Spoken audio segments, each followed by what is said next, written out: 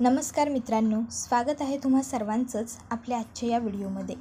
आजच्या आपल्या या व्हिडिओमध्ये आपण तू ही रे माझा मितवा मालिकेच्या आजच्या भागाचे लेटेस्ट त्याचबरोबर इंटरेस्टिंग अपडेट जाणून घेणार आहोत. त्यामुळे पटापट व्हिडिओला लाईक करा, तसेच चॅनलला सबस्क्राईब करून बेल आयकॉन आठवणीने प्रेस करा, जेणेकरून तुम्हाला पुढच्या प्रत्येक एपिसोडचं नोटिफिकेशन मिळत जाईल आणि सर्व व्हिडिओंचा आनंद हा अगदी उत्तम पद्धतीने घेता येईल. तर अजिबात वेळ वाया न घालवता सुरुवात करूया आपल्या आजच्या एपिसोडला. तर मित्रांनो, आजच्या एपिसोडमध्ये आपण जाणून घेणार आहोत की आता फायनली लावण्याने सुरुवात केलेली असते आजीला आणि अंजली ताईला इम्प्रेस करण्यासाठी. तर दुसरीकडे आता अर्णव हा ईश्वरीच्या घरी आलेला खरा असतो, पण आता ईश्वरी आणि अर्णव भेटलेत म्हणजे छान गप्पा होतील, भांडणं होणार नाही असं काही होत नाही. त्यामुळे आता पुन्हा एकदा ईश्वरी आणि अर्णवचं छोटंसं भांडणही आपल्याला पाहायला मिळणार आहे, पण भांडण छान असणार आहे, त्यामुळे आपल्या सगळ्यांनाच खूप मजा येईल. तर दुसरीकडे आता आत्याच्या साड्यांचा खप हा झालेला नाही आहे, त्यामुळे आत्या ही खूप जास्त टेन्शनमध्ये आहे आणि आता नम्रता, ईश्वरी त्याचबरोबर आई या सगळ्याच त्यांना समजावत आहेत की आता जरा तुम्ही शांत राहा, होईल सगळं व्यवस्थित. तर दुसरीकडे आता ईश्वरी आणि अर्णवची पत्रिका ही अगदी व्यवस्थित छान जुळली आहे. अगदी लग्नाचे सगळे गुण हे त्या दोघांच्याही पत्रिकेत जुळत आहेत. पण आता इकडे वल्लरीने जो मुलगा पत्रिका जुळवणारा असतो त्याला सांगितलेलं आहे की काहीही झालं तर या पत्रिका जुळता कामा नये. आता काय घडणार पुढे, पत्रिका जुळणार की नाही, ईशू अर्णवचं लग्न होणार की नाही, सगळं पाहणं खूप जास्त इंटरेस्टिंग असणार आहे. त्यामुळे पटापट व्हिडिओला लाईक करा आणि चॅनलला सबस्क्राईब करून ठेवा. चला तर मग आता वेळ वाया न घालवता सुरुवात करूया आपल्या आजच्या व्हिडिओला. तर आजच्या भागामध्ये आपण असं पाहतो की इकडे ईशू खूप नाराज असते. अर्णवने तिला सगळं सांगितल्याच्या नंतर तिला अर्णवसाठी खूप वाईट वाटत असतं. आता तिच्याकडे आई आलेली असते आणि आई ईशूला सांगत असते की ईशू बाळा काय झालं आहे सांग मला, पण ईशू ही आईला काही सांगत नसते अर्णवबद्दल. मग लगेचच आता आई ही ईशूला म्हणत असते, ईशू तुला माहीत आहे का, तू जेव्हा लहान होतीस ना तेव्हा मला असं नेहमी वाटायचं की माझ्या ईशूच्या मनात जे काही सुरू असेल ते मला कळलं पाहिजे, कारण तू माझी जबाबदारी आहेस. पण जसं जसं मी तुला वाढवायला सुरुवात केली, तुझं वय वाढत गेलं, तसं तसं मला तुझ्या मनातलं जाणून घेण्याची कधी गरजच नाही पडली, कारण तुझ्या मनातलं सगळं मला आपोआप कळत गेलं. कारण काय आहे ना, तू जरी माझ्याशी बोलत नसलीस तरी तुझे जे डोळे आहेत ते नेहमी खरं बोलतात. त्याबरोबर पुढे आई ईशूला म्हणते, काय झालं आहे सांग ना मला बाळा. त्यावर ईशू ही आईला म्हणत असते, नाही आई खरंच काही नाही, ठीक आहे मी. त्यावर आई ईशूला सांगत असते, ठीक आहे, नाही सांगायचं ना तुला, नको सांगूस, काही हरकत नाही. पण बाळा अगं, प्रत्येक वेळेस मला बरं वाटावं, मला चांगलं वाटावं म्हणून तू आनंदात आहेस, खुश आहेस असंच दाखवण्याची काहीच गरज नाही आहे खरंच. त्याबरोबर मात्र आता ईशू ही आईचा हातात पकडते आणि आईला म्हणत असते, आई खरंच ठीक आहे मी, काही नाही झालेलं. आता खरं तर ईशूला अर्णवबद्दल आणि अंजलीबद्दल खूप वाईट वाटत असतं. इतका वरून कडक दिसत असलेला अर्णव बिचाऱ्याच्या मनात किती दुःख आहे तो सुद्धा ते कधी कोणासमोर एक्सप्रेसही करत नाही. आणि या भावनेने ईश्वरीला खूप वाईट वाटत असतं, कारण ईश्वरीला म्हणजे प्रत्येकाशी बोलण्याची, स्वतःचं गोष्टी व्यक्त करण्याची, दुसऱ्याच्या गोष्टी जाणून घेण्याची सवय आहे, पण अर्णव कधीच कोणासमोर व्यक्तही होत नाही सहज. तर दुसरीकडे लावण्या ही आलेली असते अर्णवच्या घरी सात्विकाच्या पाया पडण्यासाठी. आता दर्शन घेऊन झाल्याच्या नंतर ती जाऊन बसते, इतक्यात तिकडे अर्णव येतो. अर्णवसुद्धा आता इतक्या उशिरा लावण्याला बघतो, त्यालाही आश्चर्य वाटतं. तो तिला विचारतो, लावण्या एवढ्या उशिरा आलीस तू इकडे. त्यावर लावण्या सांगत असते, अरे हो, सात्विका आंटींचं दर्शन घ्यायचं होतं मला, आणि खरं तर सकाळीच येऊन गेले असते मी, बट ॲक्च्युली काय झालं, सात्विका आंटींच्या आठवणीमध्ये मी अनाथ आश्रमात जाऊन मुलांना कपडे डोनेट केले, म्हणून येता नाही आलं मला लवकर.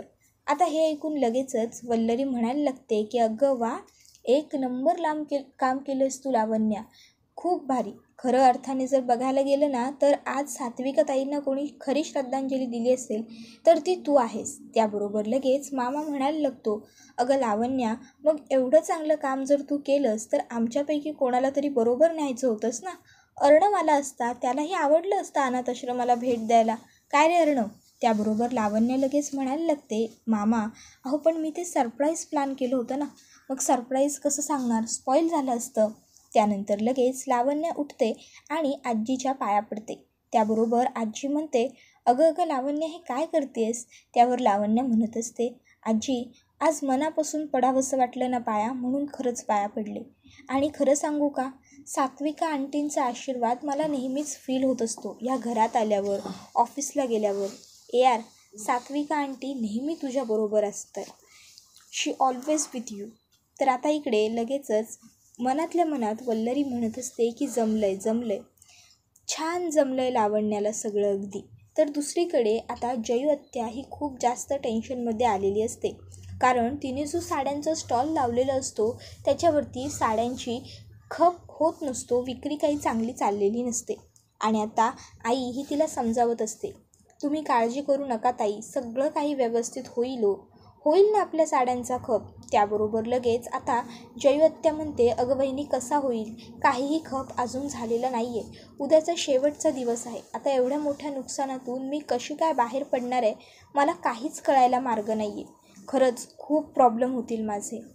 आता ना इथे राकेश जे पाहिजे होते ते असते ना, तर त्यांनी लगेच मला काहीतरी मार्ग सांगितला असता. त्यावर आता लगेचच इकडे तिला नम्रता सांगत असते की आत्या अगं असा विचार का करतेस तू, मी आहे ना तुझ्या मदतीला, आपण दोघी मिळून करू ना, होईल साड्यांचा खप चांगला. तर आता इशूसुद्धा सांगत असते, आत्या मी काय म्हणते, अगं एकदा की राकेशजी फिरतीवर गेले की गेले हे तर आपल्याला माहीत आहे की नाही, मग तू एक काम कर, तू फक्त गणू बाप्पावर विश्वास ठेव, मग बघ सगळं छान होईल ना आपल्या साड्यांचा खप. तर दुसरीकडे नालायक राकेश हा ईश्वरीच्या घरात जो त्यांचा फॅमिली फोटो असतो त्यामध्ये ईश्वरीच्या चेहऱ्यावरती अंगावरती हात फिरवत असतो त्या फोटोमध्ये आणि म्हणत असतो की माझी इंदोरी जिलबी आता आपण लवकरच एक होऊ, मी आता तुझ्या बापाला इम्प्रेस करायला इथे आलो आहे, म्हणजे लवकर आपल्या लग्नाची सुपारी फुटणार. तर दुसरीकडे लावण्या आणि आता वल्लरी ह्या बोलत असतात.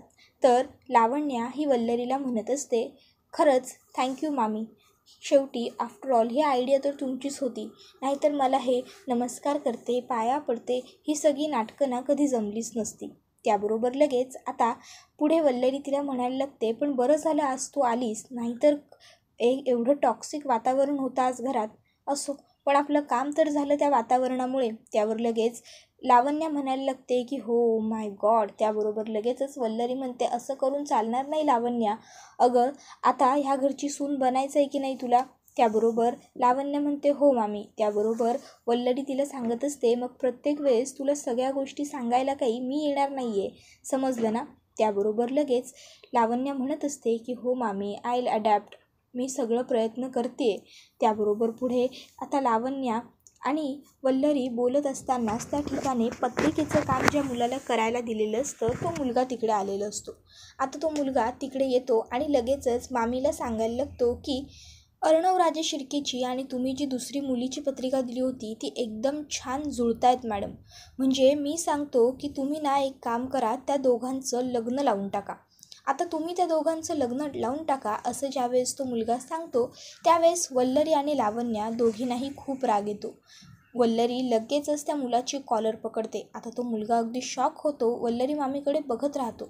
तर वल्लरी ही त्याला म्हणत असते, मला जास्त आगाऊपणा सांगायचा नाही या, जितकं काम सांगितलं आहे तितकंच करायचं. आणि मग आता मामी ही त्या मुलाला सांगते की त्या अर्णवराजे शिर्केची आणि मुलीची पत्रिका अजिबात जुळली नाही पाहिजे, दोघांच्या पत्रिकेमध्ये इतकं साम्य दिसलं नाही पाहिजे की पत्रिका बघून अगदी ढाबे दणाणले पाहिजे माझ्या ओल्ड लेडीचे, असं वाटलं पाहिजे की कशा काय नाही जुळत आहेत इतक्या पत्रिका, समजलं.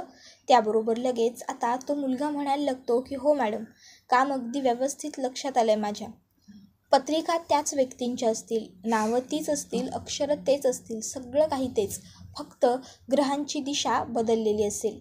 त्याबरोबर लगेचच आता वल्लरी ही त्याला सांगायला लागते की जा आता निघ लवकर, वेळ कमी आहे आपल्याकडे. मग लगेच आता तो मुलगा हा तिकडनं निघून गेलेला असतो. वल्लरी ही लावण्याला म्हणत असते, सुनबाई होणाऱ्या हे सगळं काही तुमच्यासाठी सुरू आहे बरं का, त्यामुळे तुम्ही कायम आमच्या ऋणात राहणार. त्यावर वल्लरी म्हणत असते, येस होणाऱ्या मामे सासूबाई. आता त्या दोघीजणी मामे सासूबाई सूनबाई यांची मस्करी सुरू असते. तर दुसऱ्या दिवशी सकाळी इशू ही कपड्यांच्या घड्या करत बसलेली असते. तर आई तिला सांगत असते की इशू जरा मला पोह्यांसाठी कोथिंबीर चिरून दे ग. इतक्यात आता दरवाजाच्या ठोठावण्याचा आवाज येतो. इशू लगेच दारात बघते तर काय, दी ग्रेट ASR म्हणजेच अर्णवराजे शिर्के सकाळ सकाळ आपल्या दारात. इशूला बघूनच जरा आश्चर्य वाटतं. इशू लगेचच अर्णवकडे येते आणि अर्णवकडे बघतच राहते. इतक्यात आई इशूला विचारते, इशू कोथिंबीर चिरून देतेस ना? तर इशू ही लगेच आईला म्हणत असते, हो हो आई, अर्णव सर आलेत, बहुतेक ऑफिसचा पत्ता विसरलेत. आता ऑफिसचा पत्ता विसरलेत असं इशूने म्हटल्यावर अर्णव तिच्याकडे बघतच राहतो. इतक्यात तिकडे आई येते आणि लगेचच अर्णवला म्हणते, या ना, या तुम्ही आतमध्ये या ना. अगं इशू, काय हे दारात उभं केलंस तू, या. काय गं इशू. आणि आई आता पोहे बनवण्यासाठी तिकडनं निघून जाते. आता अर्णव हा आतमध्ये आलेला असतो आणि आतमध्ये येऊन अर्णव हा बसून घेतो. इशूला काही कळत नसतं की अर्णव सर सकाळ सकाळ माझ्या घरी का आले असतील, त्यांचं काय काम असेल वगैरे. आता इशूला प्रश्न पडलेले असतात. मग काय, ईश्वरी अजिबात दम खाऊ देत नाही अर्णवला. लगेच सुरुवात, सर तुम्ही ऑफिसचा पत्ता विसरलाय की ऑफिस बंद केलं तुम्ही? आता ऑफिस बंद केलं आहे का, असा ईश्वरीने प्रश्न विचारल्याबरोबर अर्णव ईश्वरीकडे बघायला लागतो. तसं ईश्वरी म्हणते, नाही म्हणजे तसं नाही, सकाळ सकाळ आज आमच्या घरी म्हणून विचारलं, बस बाकी काही नाही हो. त्याबरोबर लगेच अर्णव हा ईश्वरीला सांगत असतो, आपलं समर वेकेशनचं जे कलेक्शन आहे, आमच्या ऑफिसचं समर वेकेशनचं जे कलेक्शन आहे ते लॉन्च होतं आहे, आठवतं आहे धूपछाव. त्यावर लगेच इशू म्हणते, हो आठवतं आहे ना. त्यावर अर्णव म्हणतो, त्याचंच डिझाईन्स तुला दाखवण्यासाठी आलो होतं. त्याबरोबर इशू म्हणते, हो अगदी व्यवस्थित आठवतं आहे मला, तुम्ही मला दाखवले होते ते डिझाईन्स. तुम्हाला माझा चॉईस हवा होता कारण ते कलेक्शन तुम्ही मिडल क्लास. तसं अर्णव तिच्याकडे बघायला लागतो. मग इशू म्हणते, म्हणजे तिथल्या लोकल मार्केटसाठी बनवलेत ना, त्यामुळे तुम्ही ते डिझाईन्स मला दाखवले होते. अगदी व्यवस्थित लक्षात आहे माझ्या सर सगळं. त्याबरोबर लगेच इशू पुढे म्हणत असते, अहो सर, पण मग त्यासाठी तुम्हाला इकडे येण्याची काय गरज होती? मला एक कॉल करायचा होतात ना, मी आली असती ऑफिसला. त्यावर लगेच आता अर्णव इशूने असं म्हटल्यावर म्हणायला लागतो, तुला कसं बोलवणार? आता तू थोडी माझी एम्प्लॉई आहेस, काय हक्काने कॉल करणार ना. त्याबरोबर लगेच इशू म्हणायला लागते, अहो नाही, पण एक कॉल, फोन असा उचलायचा, फिरवायचा आणि करायचा, आले असते. पण असो. आता मात्र इशू आणि अर्णव दोघंजणं बोलत बसलेले असतात. बोलत काय, जवळपास इशू ही अर्णवला फक्त टॉन्ट मारत असते आणि बिचारा अर्णव हा ऐकून घेत असतो. इतक्यात तिकडे आता लगेचच आई येते आणि येताना तिने छान अर्णवसाठी गरम गरम पोहे आणि कॉफी आणलेली असते. हे घ्या अर्णव सर, गरम गरम पोहे घ्या, मस्त पोहे बनवलेत असं ती सांगत असते. अर्णव म्हणतो, नाही काकू नको, ॲक्च्युली काय आहे ना, मी घरने येताना ब्रेकफास्ट करूनच निघालो आहे. त्याबरोबर लगेचच आता आई म्हणते, घरनं निघताना ब्रेकफास्ट केला आहेत? बरं मग ठीक आहे, आणखीन एकदा होऊन जाऊ द्यात, हे घ्या. त्यावर मात्र आता अर्णव काही प्लेटला हात लावत नसतो. तर आता आई ही अर्णवला म्हणत असते, अहो घ्या हो. आणि तसं पण मी तुम्हाला पोहे खाता का असं नाही विचारलं, मी तुम्हाला पोहे खाऊन घ्या असं सांगितलं. त्याबरोबर मात्र अर्णव लगेचच पोह्याचं प्लेट हातात घेतो आणि ऑल राईट असं म्हणत आता तो पोह्यांचा चम्मच तोंडाजवळ घेऊन जात असतो. आणि खात असताना तो पुन्हा एकदा ईश्वरीच्या आईला सांगतो की तुम्ही मला अर्णव सर असं नाही म्हटलं तरी चालेल, एकेरी हाक मारा मला तुम्ही. त्याबरोबर लगेचच आता आई ठीक आहे असं म्हणते. तर लगेच आता अर्णव खायला जाणार इतक्यात इशू त्याला थांबवते आणि विचारते, सर अहो तुम्ही मला कलेक्शन दाखवायला आला होतात ना, फोटोज, मग फोटो कुठे आहेत?